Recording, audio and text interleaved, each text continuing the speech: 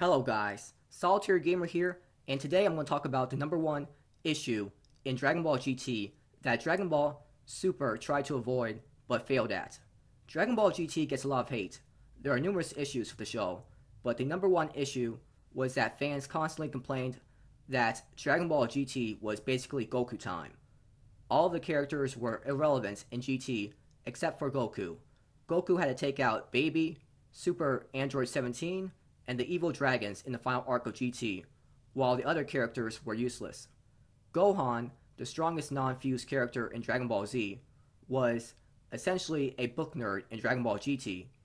He lost most of his power due to rust. Vegeta was not useful at all during fights, except against Omega Shenron. This got people upset because people got tired of seeing Goku save the day constantly.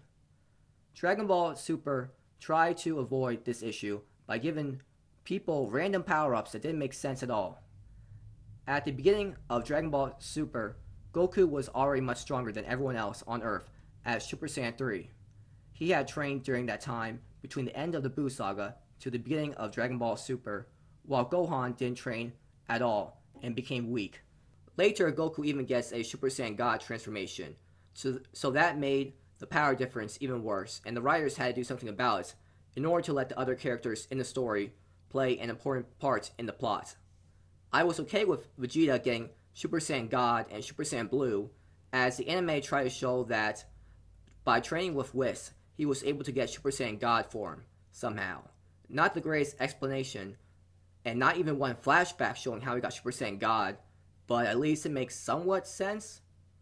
In Dragon Ball Z, Vegeta and Goku learned Super Saiyan 2 off screen, so it isn't like it hasn't been done before in the Dragon Ball franchise. The writers were just too lazy to give us an episode where Vegeta turns Super Saiyan God for the first time.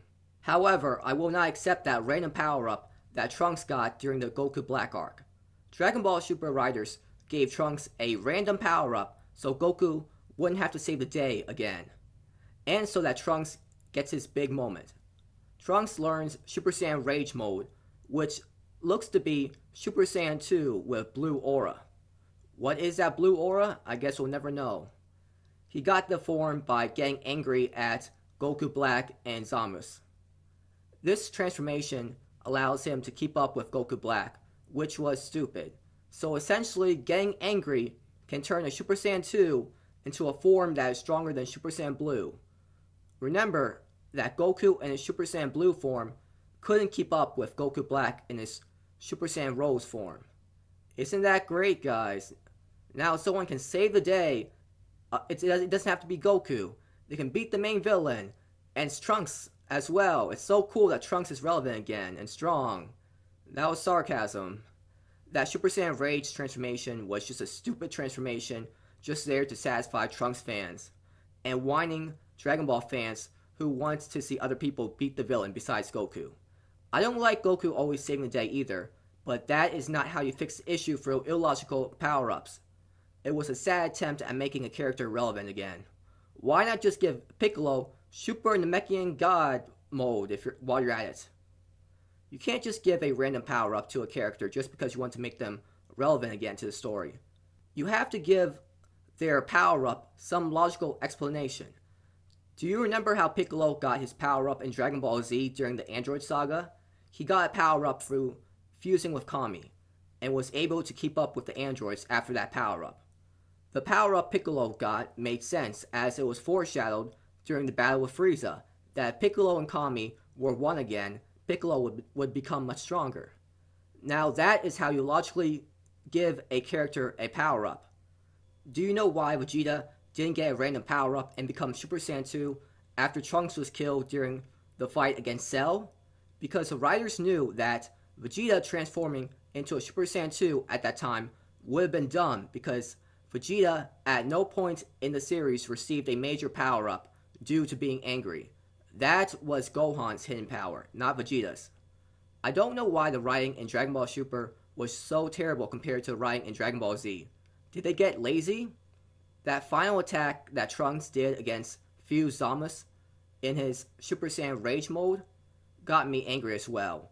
How does he learn how to do a Spirit Sword attack out of nowhere without any training? Now let's move on to the Universe Survival arc. There was one obvious power-up that did not make sense at all with Android 17. No matter how hard you train, you're telling me he got powerful enough to keep up with Jiren? I know Jiren was still much stronger than Android 17, but Android 17 was still able to stay on the stage and land attacks on Jiren. This is how it should have gone. Jiren punches Android 17 once, and Android 17 falls off the stage. End of story. If you really want to make Android 17 all that powerful, then give us a proper explanation or a flashback to how exactly he got that strong. But nope, the writers are too lazy. They just make Android 17 strong enough to keep up with Jiren, just because they can. At least Frieza had an explanation behind his golden form. I know people didn't like the reasoning behind his power-up, but at least he got one. These writers would do anything to make these irrelevant characters strong again, so that Dragon Ball Super can't be accused of essentially being the Goku show. It's just frustrating. Leave these side characters as irrelevant if you can't find a way to logically explain their power-ups. Don't just make them strong just because you can. By that logic, you can just make Krillin as strong as Super Saiyan Blue Goku. If you were smart enough not to do that, then why did you do this with Android 17 and Trunks? In the Universe Survival arc, Vegeta gets another power-up out of nowhere just to satisfy the Vegeta fanboys who are always tired of Goku having the moment. It was essentially a sparkling Super Saiyan Blue form that he got while fighting Jiren. He got this form through just breaking his limit. That was terrible story writing. Now characters can get a new form whenever they're too weak to keep up with an opponent. Don't get me wrong, I hate the Ultra Instinct forms that Goku got as well, but this was just one sad attempt to give Vegeta his moment in Dragon Ball Super and help him keep up with Goku. That's all I wanted to say in this video in terms of illogical power-ups to make characters important so that it doesn't become the Goku show, but I can make a whole other video on how stupid the power-ups that the villains got as well. Dragon Ball Super is the perfect example on how not to make characters relevant again in the story.